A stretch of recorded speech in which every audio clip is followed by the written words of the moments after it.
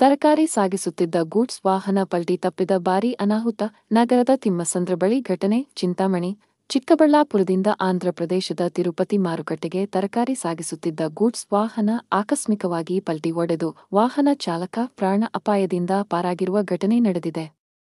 ಚಿಂತಾಮಣಿ ನಗರದ ward number 31ರ ತಿಮ್ಮಸಂದ್ರದ Shri Veeranjaneya ಸ್ವಾಮಿ ದೇವಸ್ಥಾನದ ಮುಂಭಾಗ ಚಿಕ್ಕಬಳ್ಳಾಪುರದಿಂದ ಆಂಧ್ರಪ್ರದೇಶದ ತಿರುಪತಿ ಮಾರುಕಟ್ಟೆಗೆ ತರಕಾರಿ ಸಾಗಿಸುತ್ತಿದ್ದ ಗೂಡ್ಸ್ ವಾಹನ ಚಾಲಕನ ಅತಿ ವೇಗ ಹಾಗೂ ಅಜಾಗರೂಕತೆಯಿಂದ ಬಂದ ಕಾರಣ ಗೂಡ್ಸ್ ವಾಹನ ಪಲ್ಟಿ ಹೊಡೆದಿದೆ.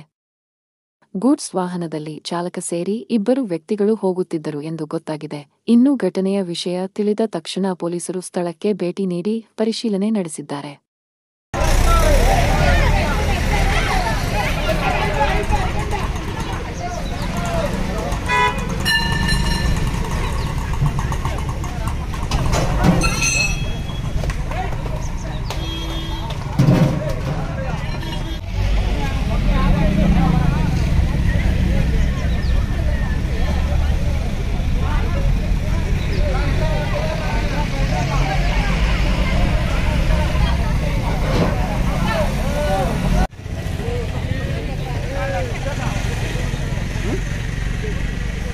ಏನು